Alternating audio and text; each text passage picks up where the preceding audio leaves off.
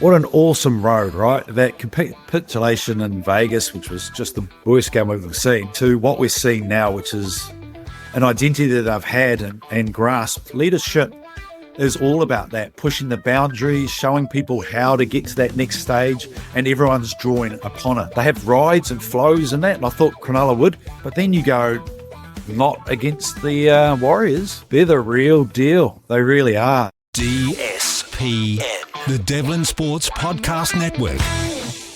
Big League Tuesday, a very special guest joining us. Now, the last time we spoke to Richie Barnett was after the Vegas-Canberra loss for the Raiders. Richie played almost 200 professional NRL and Super League games out of England, plus, of course, very proudly represented the Kiwis between 95 and 2000. Richie, welcome back. A lot has happened in this competition and to the Warriors since we last spoke.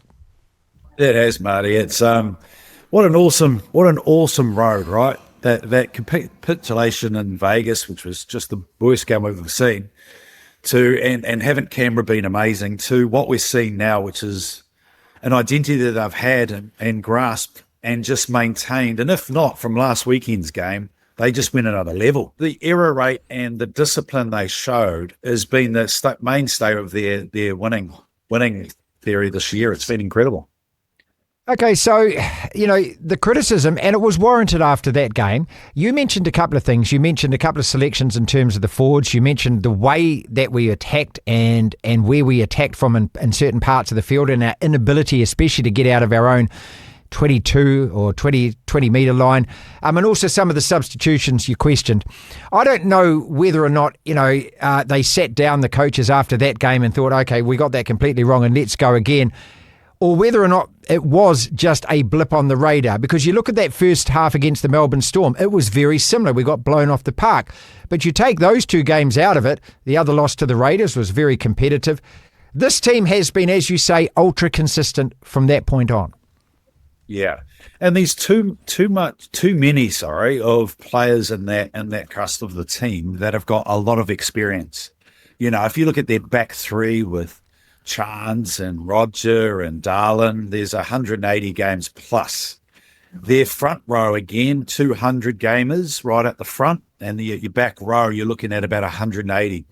So these guys have been around for a long, long time, and they know how to win games and know how to be consistent. They live that way. They've played that way for a very long time.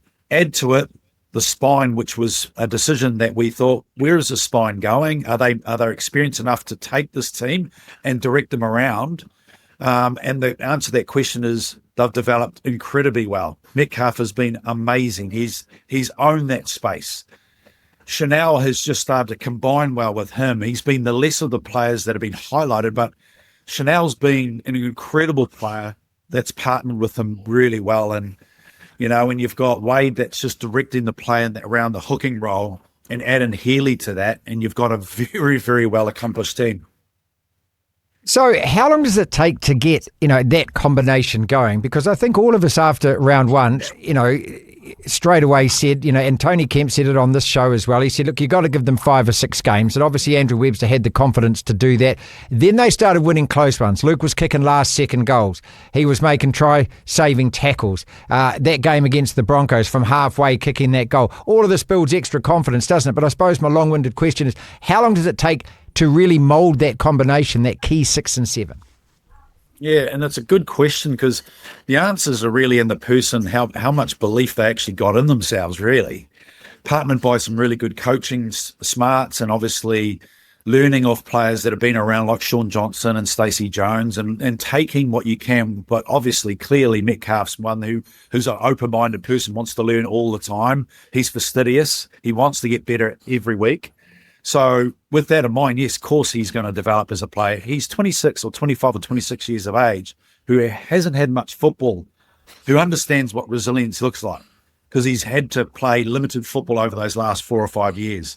So it's ingrained in him that he wants to be the best he can with the limited time he's got available, and he's making any post a winner.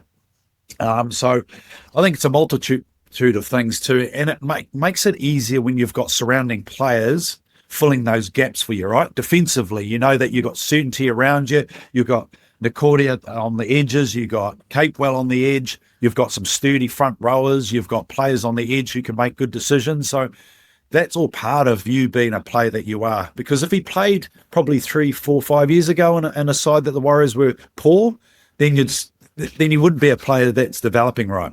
You know, we've all had that thing where they were never going to send their players to the Warriors back in the day because they knew they wouldn't develop well enough. Now you've got players sending young players through like Sam Healy and like Nathan's younger brother, Bo. Jet. So you've got players now and their agents sending them to a pathway that's pretty damn good. Richie, when you make mention of the experience, and you mentioned Dallin, you mentioned Roger, and also you mentioned the 2 front rows, let's not forget that those players have all been out injured as well. You know, I think it was something like 700 or 800 games of experience taken out of the team before the season even started. And then there's been several games this year where those players haven't been available. So again, how impressive that this next guy up mentality has happened, or have the Warriors in actual fact developed up to maybe 30 players that are finally capable of interchanging like that? Yeah, it's a good point, Martin. I think they've done a great job in terms of, pathwaying individuals to make sure that they're ready. And you said that right, your next player ready. It's a phrase, it's a identity that most of the clubs are using now, stepping into the place of others and knowing that you're confident enough to do the job. Last week was a perfect example of 4 players that are under 21, right? Just taking it from what I thought was an incredible performance before that, but then they went to another level. So there is an element of huge belief in that side. And you're right, it is the cohesion between players coming in and out. I think we saw one game, what was it, 2 weeks ago when they had Laban come in, and then they had Leatawa, who hasn't had much football. And we've got to understand that players may not have a lot of football in reserve grade.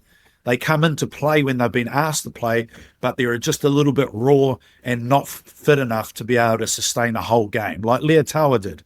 He made a decision, he turned himself in, came in, made a poor decision, and they scored, and that was enough to change the game. I think it was the Canberra game. I think it was. Yeah, it was the Raiders game. And it changed. Yeah, it was the Canberra game. And Laban went through, and they went through between 2 players. Laban was one of those players. Again, an experience, that's just the way it is. That's the way you learn. And that was enough to make things, to change the game. And I guess that's a learning phase you can only get in first grade. The other thing has been really impressive to me is, you know, we go back to that Canberra game, losing that game. I think 3 were won on the trot after that, lost to Melbourne. 5 were won on the trot after that, lost to the Raiders. A couple have been won after that. And these are impressive wins. I mean, away at the Rabbits and away at the Sharks, these are not easy places to go.